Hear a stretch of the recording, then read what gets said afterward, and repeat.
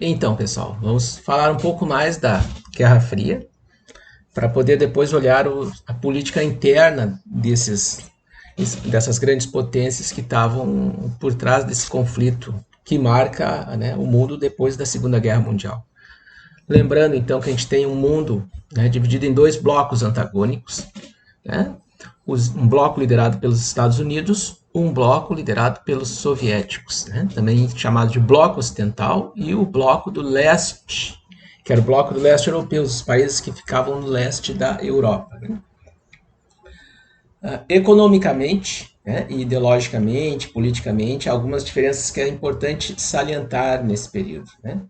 Em termos de ideologia, nós temos um discurso, né, em favor do liberalismo, nos Estados Unidos, no bloco ocidental do capitalismo, embora na Europa, inclusive nos países que vão compor a OTAN, como França, Alemanha e União Soviética, o liberalismo vai ser bastante questionado economicamente, já que nos estados europeus vai surgir algo chamado estado de bem-estar social, ou a social-democracia, que vê a intervenção do Estado, o papel do Estado na economia como algo importante e vai ter um resultado em termos de desenvolvimento social e econômico muito significativo na Europa. Grandes conquistas, grandes avanços, crescimento social, crescimento de políticas públicas de atendimento da saúde vão ser marcas claras desses países europeus. Mesmo na Inglaterra, da Margaret Thatcher, o Estado vai seguir muito importante, embora haja um discurso liberal de que o Estado atrapalha, de que só o mercado resolve isso. No bloco europeu, ao contrário do leste da Europa, no bloco soviético, a ideologia é a ideologia do socialismo, que diz que a economia, a riqueza da sociedade, ela tem que estar distribuída de forma igualitária entre todos os setores. Embora isso seja uma utopia que fez algumas mudanças importantes também nessas sociedades, vai deixar uma marca profunda até hoje. Uns grupos importantes da ex-Alemanha Oriental sentem saudades, né, desse período, invocam assim, que tinha uma vida melhor naquele período em que haviam duas Alemanhas por conta do socialismo. Né? Economicamente, e até por razão da Guerra Fria e outras situações, o socialismo ele realmente nunca conseguiu, o socialismo real, como a gente chamava, esse do leste europeu, nunca conseguiu criar uma situação de igualdade oficial, formal. Né? Então, os blocos, né? Europa Ocidental, Estados Unidos e Canadá, e no caso da União Soviética, os países do leste europeus, mais a China que vai se integrar. Né? Em relação à recuperação econômica do pós-guerra, nós temos na Europa o Plano Marshall, lançado pelos Estados Unidos, e a União Soviética vai lançar em contrapartida para apoiar a recuperação dos países do leste europeu, o Comecon, o Plano de Cooperação Econômica. Isso vai ser mais um problema significativo na recuperação da União Soviética do pós-guerra, porque além dela ter que, né, enfrentar todo o arraso econômico que a guerra custou para ela, um terço do território soviético foi ocupado e destruído completamente, eles ainda vão agora se encarregar de tentar recuperar economicamente os países vizinhos do bloco, como forma de consolidar essa aliança que está surgindo no leste da Europa. Militarmente, né, nós temos a OTAN. No caso do Ocidente, nós temos o Pacto de Varsóvia, no caso do leste europeu.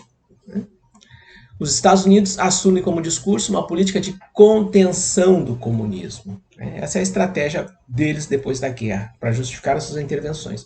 Os soviéticos, embora eles não estão exportando comunismo, não existe isso, eles não têm nem condições de exportar, eles vão acabar financiando grupos que estão lutando contra potências europeias ou contra os Estados Unidos em países do terceiro mundo.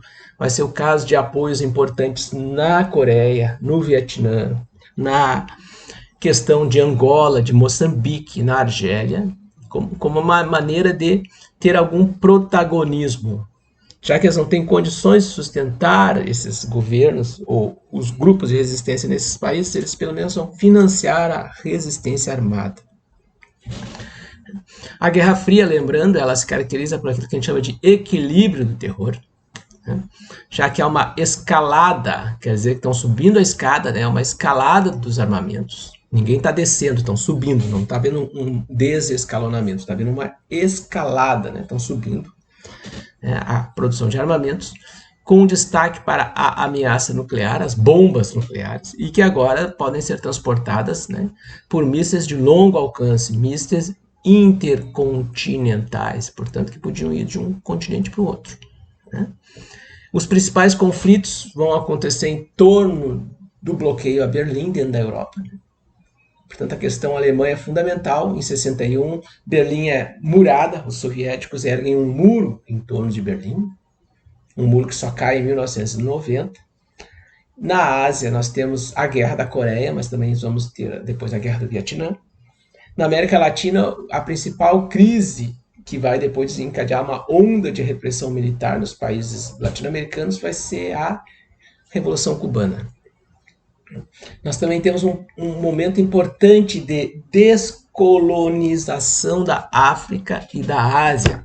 Lembre-se, esses países tinham sido ocupados no século XIX, houve aquela partilha da África, partilha da Ásia, e só vão se tornar independentes depois da Segunda Guerra Mundial. Nós temos um caso, por exemplo, de Hong Kong. Hong Kong só se torna novamente uma província da China, estava ocupada pela Inglaterra, em 1998.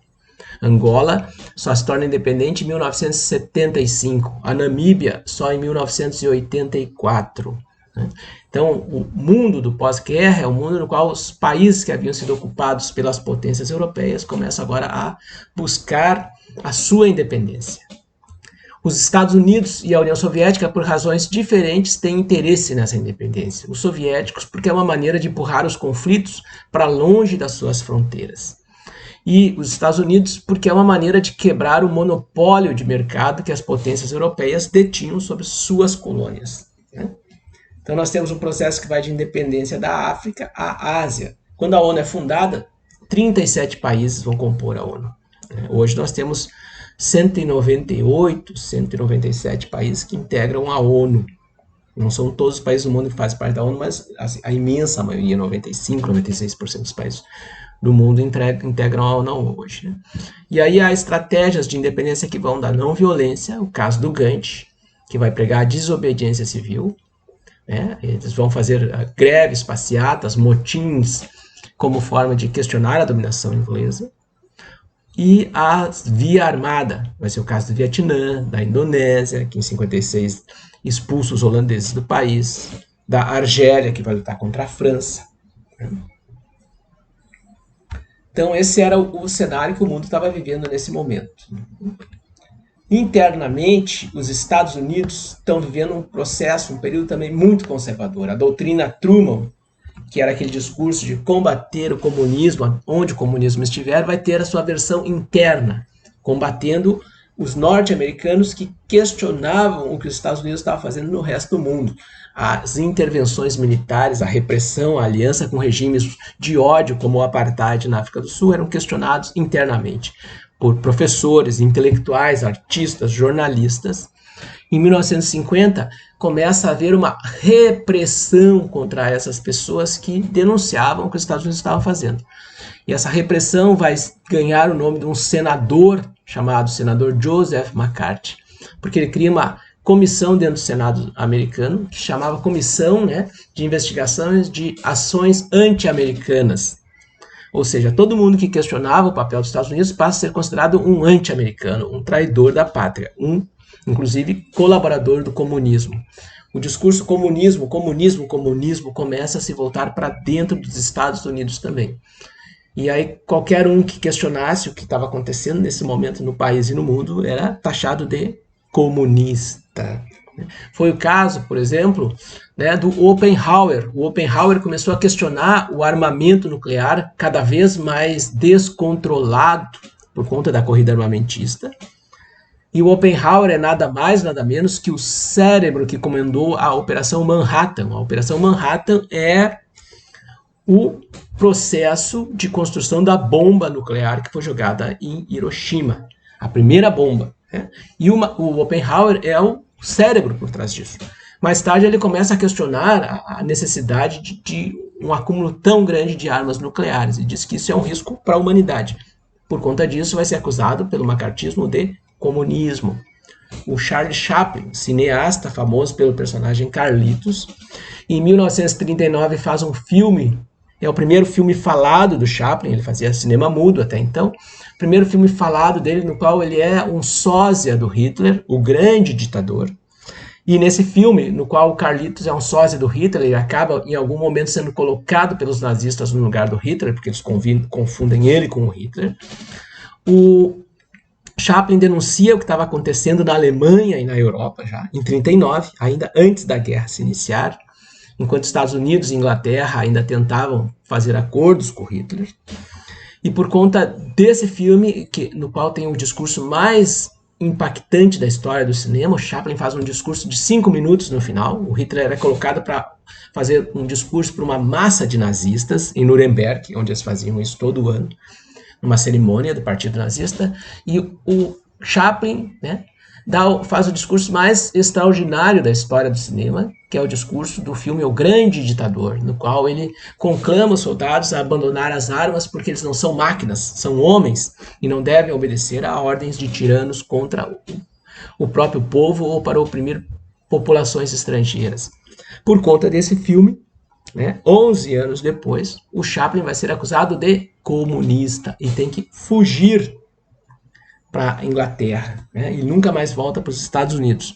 Então, esse é um discurso que vai se propagar nesse período e que vai criar uma situação de pânico dentro dos Estados Unidos, porque os vizinhos começam a acusar uns os outros de comunismo e bastava ser acusado para ser perseguido, preso e, às vezes, inclusive, executado, como foi o caso do casal Rosenberg, que foram injustamente acusados de terem passado planos de armas nucleares para os soviéticos, são condenados praticamente sem direito à defesa e executados na cadeira elétrica.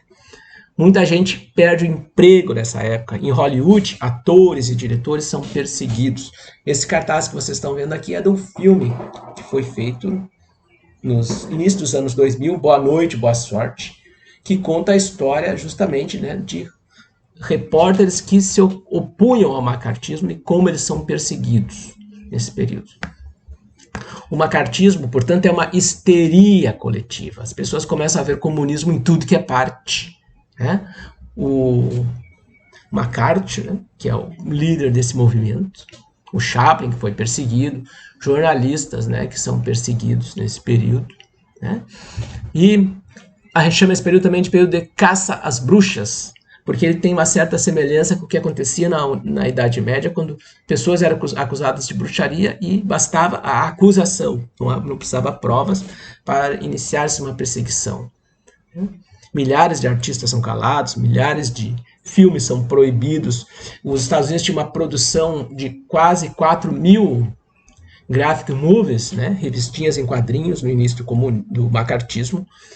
3 anos depois, essa produção caiu para menos de 700 títulos por ano por conta da devastação, da perseguição contra editores, contra autores, contra roteiristas, que vai acontecer. A Mulher Maravilha vai ser censurada. Eles vão dizer que ela representa o lesbianismo, por exemplo, e a homossexualidade era apontada como comunismo nesse período.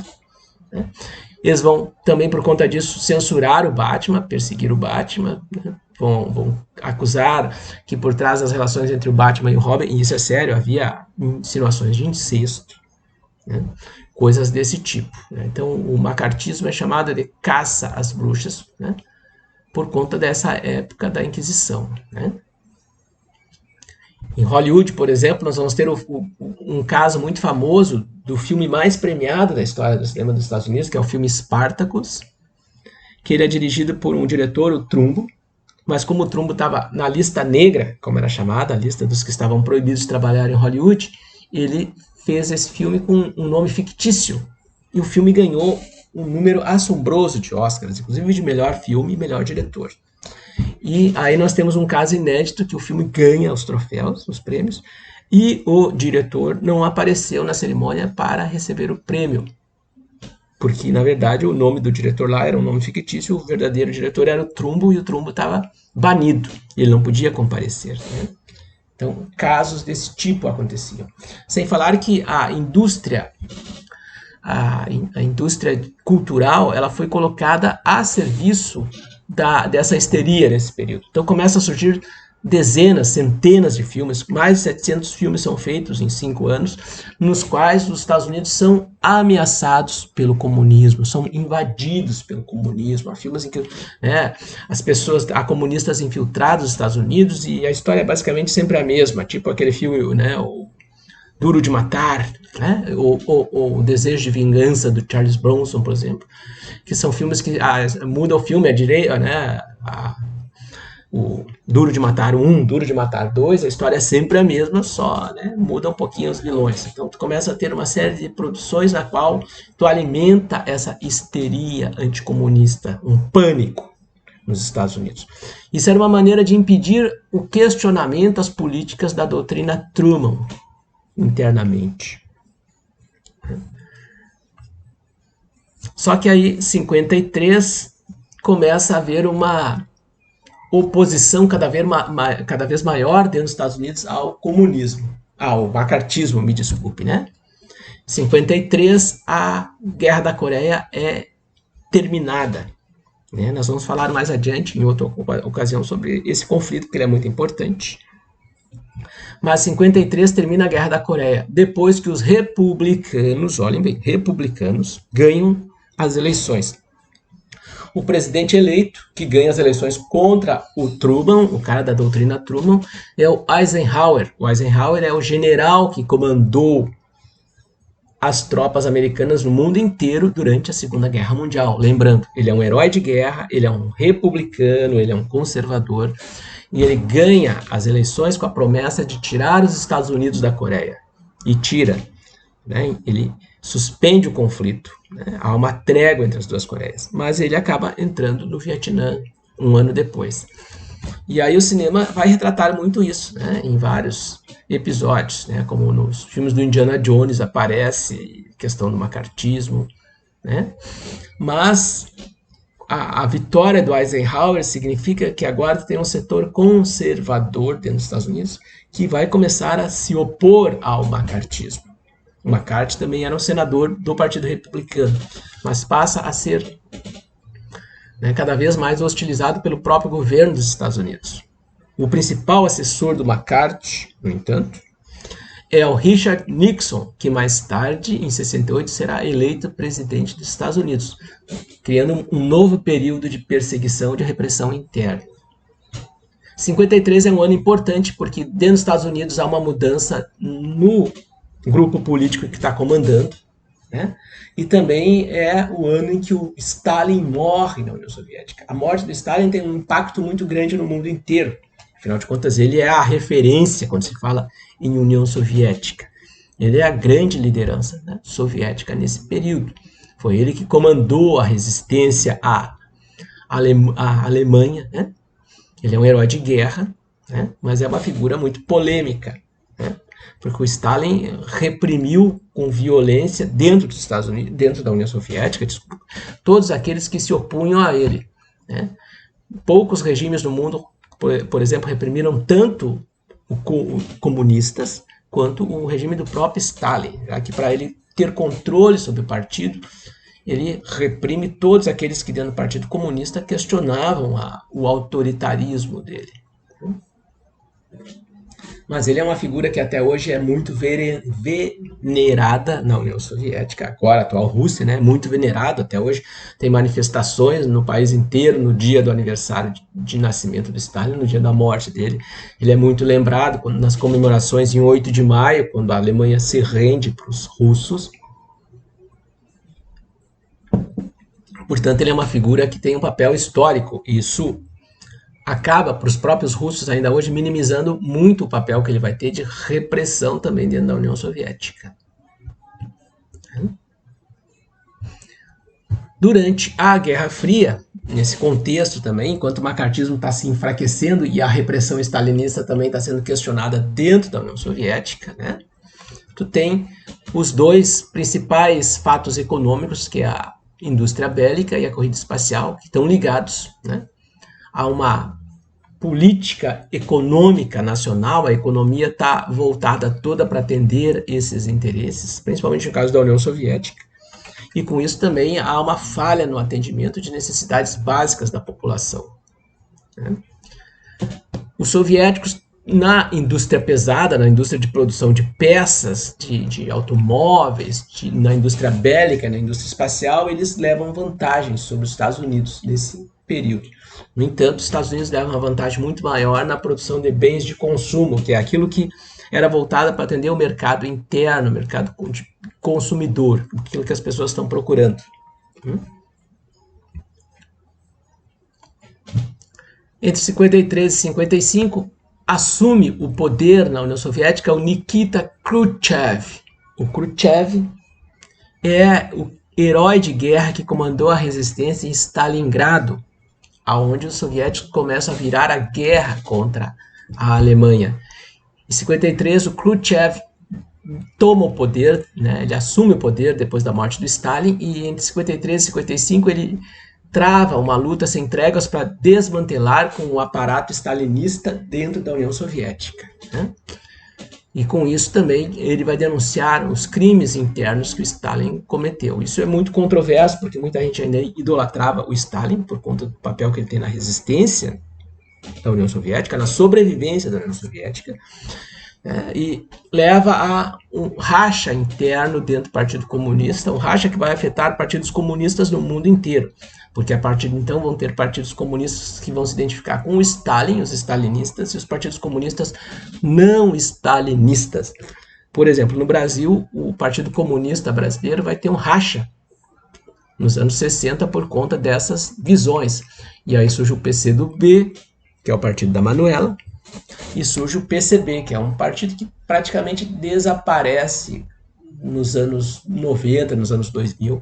O PCdoB se torna o principal partido oficialmente comunista do Brasil, né? Embora seja um partido pequeno, mas e um partido democrático, um partido que disputa eleições, que faz alianças. Eles participaram do governo do Antônio Brito aqui no Rio Grande do Sul, que foi um governo do MDB, coisas assim, né? Mas né, era um partido que na época do racha se reivindicava um partido stalinista, por exemplo, né? Com a morte do Khrushchev, com a morte do Stalin e com a ascensão do Eisenhower, né, que está tentando de alguma maneira conter os gastos com a indústria bélica, está tentando minimizar a influência da indústria bélica dentro dos Estados Unidos, dentro do governo dos Estados Unidos, tanto que em 59 ele faz um discurso denunciando que o país foi sequestrado pela indústria bélica. Com isso, nós vamos ter um período breve de coexistência pacífica, que é uma ilusão falsa de que as potências estavam buscando uma maneira de coexistência, já que durante um período, depois da Guerra da Coreia, em 53, tu tem uma, entre aspas, distensão, né? Ou seja, está sendo reduzido o grau de conflitos internacionais promovidos pela Guerra Fria. A gente não vê grandes conflitos quentes, mas os Estados Unidos, nesse período, por exemplo, vão derrubar o governo do Irã, em 53, que tinha nacionalizado o petróleo, era um governo de centro-direita. Vão derrubar o governo do Vargas no Brasil, em 54, como eu comentei em algum momento, lá no início na aula anterior, na semana passada. O Vargas é um governo nacionalista de direita, que também tinha nacionalizado o petróleo brasileiro, e por conta disso são removidos do poder. Em 54, o governo do Paraguai também é removido do poder, num golpe comandado pelos Estados Unidos. Em 54, o governo de Honduras é derrubado do poder, num golpe comandado pelo governo dos Estados Unidos, para atender interesses da Coca-Cola. Honduras e Guatemala, por exemplo, na Guatemala também acontece um golpe em 54. São países de produção de frutas. E a Coca-Cola tinha muito interesse nessas áreas por conta de que ela está produzindo não apenas a Coca-Cola, mas sucos, né? Tem uma série de marcas de suco que pertencem à Coca-Cola, e ela tem interesse em controlar a produção e os preços pelos quais ela comprava esses produtos. Como Honduras e Guatemala eram governos que se opunham à uma redução drástica dos preços desses produtos, porque isso ia levar milhões de agricultores à miséria. Esses governos são removidos e ditaduras pró-Estados Unidos, sério isso, Coca-Cola, são colocados no poder.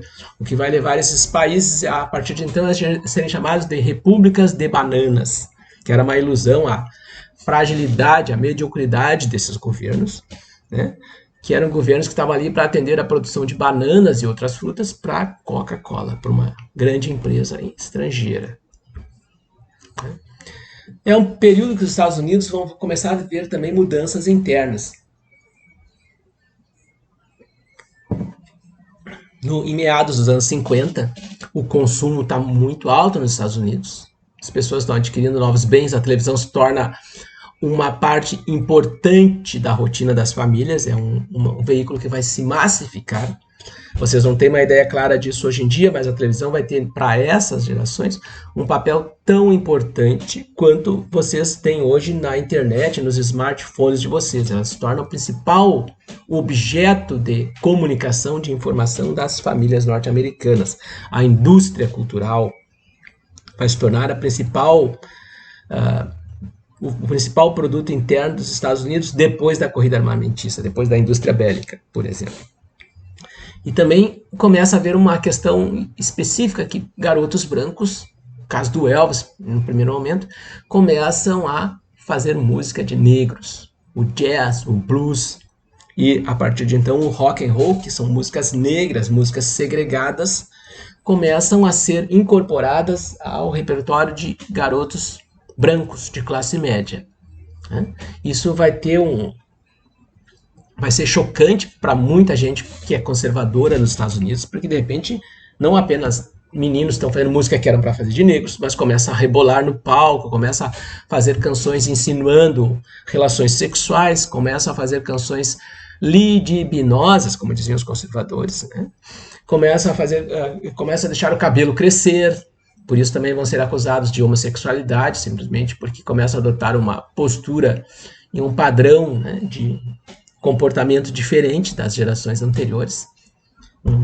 Vão ser acusados de feminilizados, né? Depois do Elvis vem os Beatles, vem os Rolling Stones, vem o Jimi Hendrix, vem a Janis Joplin, o Bob Dylan.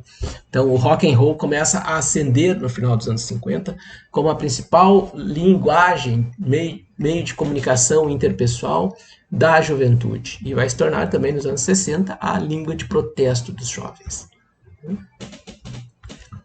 A União Soviética, nesse período, ela também está melhorando aos poucos. A distensão temporária da Guerra Fria está diminuindo o custo dela com a indústria bélica, o que permite que ela possa aumentar a produção de bens de necessidade imediata para as famílias, como refrigeradores, máquinas de lavar roupa e outros produtos de utilidade doméstica. Isso parece piada para vocês hoje, mas havia uma época que as pessoas não podiam ter esses bens, porque não podiam adquirir, né? Então, está começando a ter uma popularização dos eletrodomésticos. A vida começa a se tornar mais confortável nos países do Ocidente e nos países do bloco europeu. Só que isso foi uma situação temporária, né? Porque nós estamos vivendo o período da Guerra Fria e dentro dele o crescimento das armas nucleares, o auge da indústria espacial, que tinha um objetivo militar, e aí o final dos anos 50 vai encontrar o mundo de novo, né, aterrorizado pelos conflitos bélicos, pelos conflitos quentes que a Guerra Fria vai gerar. Em 1959, os cubanos derrubam uma ditadura sustentada pelos Estados Unidos, o que vai começar a movimentar a máquina militar dos Estados Unidos para intervir em Cuba. Cuba está a 150 quilômetros dos Estados Unidos, né? E a partir de então os Estados Unidos vão começar a aumentar o controle militar sobre os países da América Central como uma maneira, entre aspas, de evitar outras Cubas, e vão perseguir, né, a derrubada do governo cubano. Vocês podem procurar no Guinness Books, no livro dos recordes, porque isso é verdade. O Fidel Castro, que é o líder de Cuba, é o líder que teve a maior quantidade de atentados políticos da história. O Fidel sofreu mais de 500 atentados, mais de 500, né, organizados pela CIA. Isso aí é matéria, inclusive, super interessante. Se vocês fizerem busca, vocês vão encontrar isso, né? Mas tá lá no livro dos recordes. Fidel é o campeão, assim, não, né? Ninguém jamais se comparou a ele em sobreviver a atentados políticos. Né? E esses atentados eram basicamente organizados pela CIA. Né? Então, tu está tendo um período de recrudescimento na América Central, logo depois na América do Sul, na Ásia. Né? A Guerra da Coreia termina, mas começa a Guerra do Vietnã. Em 56, um grupo de países do terceiro mundo, liderados pela Indonésia, também vão começar a buscar um bloco alternativo. Eles não querem ser nem do bloco dos Estados Unidos, nem do bloco soviético, e por isso vai surgir uma expressão chamada de países não alinhados. Mais tarde vão se intitular países do terceiro mundo. Era uma maneira de se distinguir. O primeiro mundo é o bloco americano, o segundo mundo é o bloco soviético, e o terceiro mundo era o bloco liderado por esses países não alinhados. Com o tempo, a expressão terceiro mundo ela se torna uma expressão pejorativa, porque vai começar a apontar para países de extrema pobreza. Então, ser do terceiro mundista significava ser de uma sociedade com uma miséria muito expressiva em relação à sociedade. Esse é um contexto internacional e interno que nós estamos vendo nesse período.